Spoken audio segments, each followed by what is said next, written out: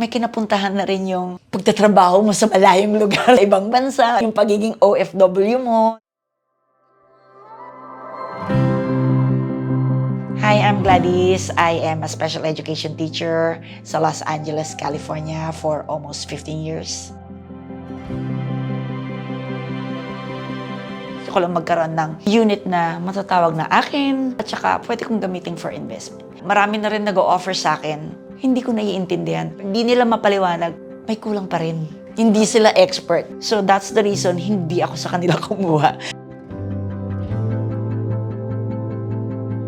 Nakita ko yung Oh My Home sa Facebook. Na-curious ako, nag-click ako. Nakita ko yung mga ino-offer ninyo. Nakita ko rin yung mga pricing. From there, nag-start na yung inquiry ko.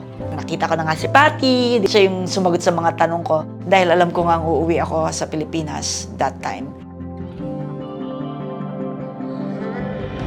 Naging smooth talaga yung question and answers. Pinaintindi niya sa akin in such a way na, ma'am, eto, dito mo ito maiintindihan na mas maigi. From US, syempre ikaw mag-iisip ka. In-assure niya ako kahit nasa abroad ako. Nag-avail ako ng unit January. Tapos May, sinasabi na ni Miss Patty sa akin, ma'am, ready na pong i-transfer sa iyo yung unit. Gusto ko nang bumalik ulit ng June. Even ang layo ko, nangyari lahat ng pag-avail ko ng unit. Kahit wala ako dito sa Philippines, diba? May kinapuntahan na rin yung pagtatrabaho mo sa malayong lugar, sa ibang bansa, yung pagiging OFW mo. Meron na akong investment, may fallback na ako.